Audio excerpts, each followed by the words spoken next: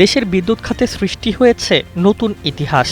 ক্রমবর্ধমান চাহিদার মধ্যেই সর্বোচ্চ বিদ্যুৎ উৎপাদনের নতুন রেকর্ড গড়েছে বাংলাদেশ। সংশ্লিষ্ট সূত্র জানিয়েছে, সম্প্রতি জাতীয় গ্রিডে বিদ্যুৎ সরবরাহ এমন এক উচ্চতায় পৌঁছেছে যা দেশের ইতিহাসে আগে কখনো দেখা যায়নি। তীব্র গরম, শিল্প কারখানার বাড়তি চাপ এবং নগর জীবনের বাড়তি বিদ্যুৎ নির্ভরতার মধ্যেও এই রেকর্ডকে বড় সাফল্য হিসেবে দেখছে সরকার।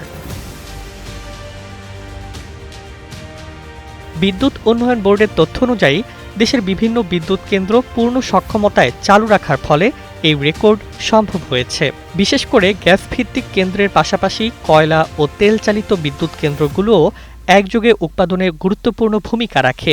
একই সঙ্গে নবায়নযোগ্য জ্বালানি খাত থেকেও জাতীয় গ্রিডে যুক্ত হয়েছে বাড়তি বিদ্যুৎ।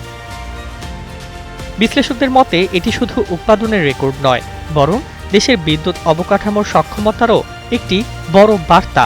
কারণ কয়েক বছর আগেও লোডশেডিং ছিল নিত্যদিনের বাস্তবতা, অথচ এখন চাহিদা মেটাতে সরকার বড় বড় বিদ্যুৎ প্রকল্প চালু করেছে এবং জাতীয় গ্রিডকে আরও শক্তিশালী করেছে। তবে উৎপাদনের এই সাফল্যের মাঝেও বিশেষজ্ঞরা সতর্ক করেছেন জ্বালানি সংকট ও উৎপাদন ব্যয়ের বিষয়টি নিয়ে।